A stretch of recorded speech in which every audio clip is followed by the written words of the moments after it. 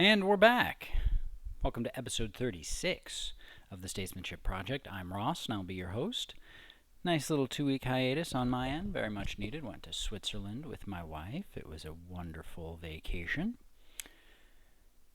Let me tell you, it's nice to be in a country where the public services are not operated by people who want you dead.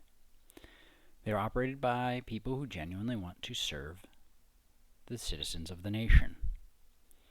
It was fantastic. We took a train everywhere we needed to, or a bus, showed up on time, got where we needed to go on time. Everywhere else we walked, it was really very nice.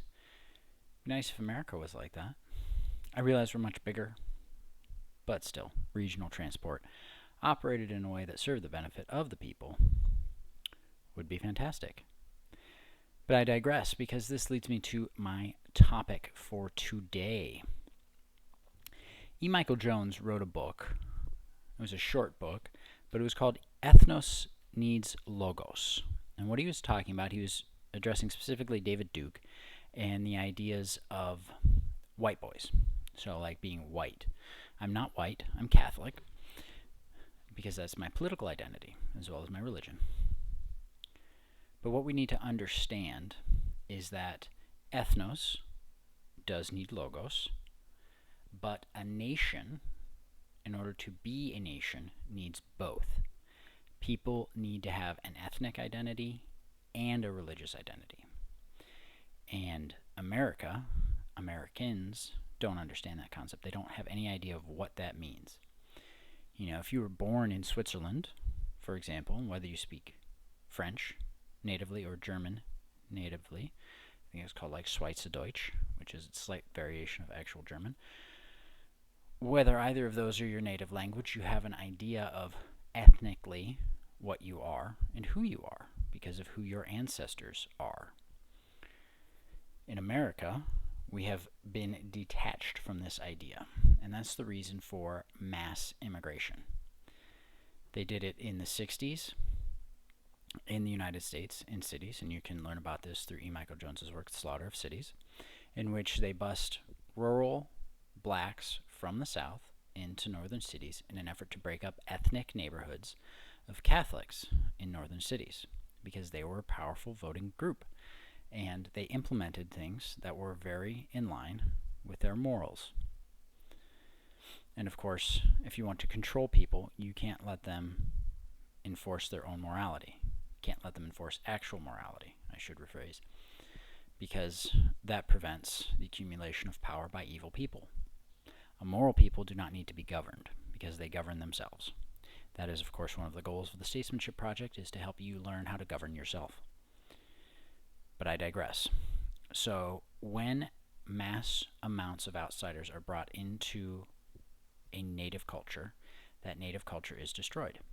You can look at it when settlers came to America, and they completely destroyed the way that the natives lived. Now, an alternative to this is what the Jesuits would do when they went into native lands, and they converted. They met the natives where they were, and then they converted them to Catholics, and then they were welcoming to other Catholics that came into the region, and their way of life was respected, although their religion was expanded, and the fullness of the truth was expressed to them, and the benefits therein were revealed, such as the productiveness of labor and how useful it can be in establishing a society. And so in America, because we have had, since 1965, mass, and now even more massive amounts of immigration into our country, we have no idea what it means to be an American. The same is now happening in Europe, where they're bringing in boatloads, literal boatloads, of Africans into their countries, and Middle Easterners into their countries, into Europe. And the whole purpose of this is to destroy their sense of ethnic identity, to destroy their heritage, to destroy their history, so that they have no idea who they were, so who their ancestors were, so they do not know who they are.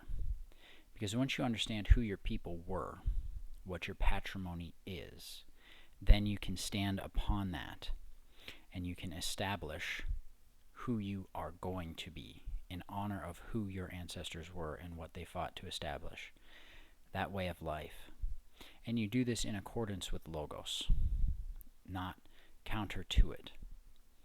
And when you have this patrimony both ethnically and religiously, you can determine who is and who is not part of your nation, who your kinsfolk are and who they are not, and how you treat outsiders. If you choose to let them continue to live amongst you, you must remove their citizenship and prevent them from being able to influence your society. The Catholics learned this when dealing with the Jews. The Jews were not allowed to be citizens within their nations in medieval Europe because they subverted their culture. And now, all throughout America and Europe, foreigners are coming in and intentionally subverting their culture. I think the majority of office holders within the United States government are, like the federal government, are not American citizens. Now, citizenship status is a whole other ball of wax, but the idea here is that they are not ethnically Americans. They are not heritage Americans. They do not have ancestors that came here 400 years ago and established a nation. And that is what it means to be an American.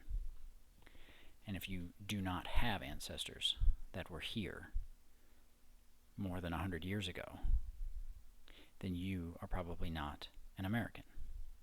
Nothing personal, but you have to understand what it means to be an American in order to be an American. And this is why our nation is crumbling, because we have no identity anymore. So if we don't know who we are, we don't know who we ought to be. We don't know how to live, or the world in which we want to live in. We don't know how to create it. And when we have no attachments to Logos either, we also have no way of knowing how to operate in this world. So we need both Ethnos and Logos if we are going to establish or reestablish our nation and understand what that means. And moving forward, it may mean simply creating new nations within the geographic United States.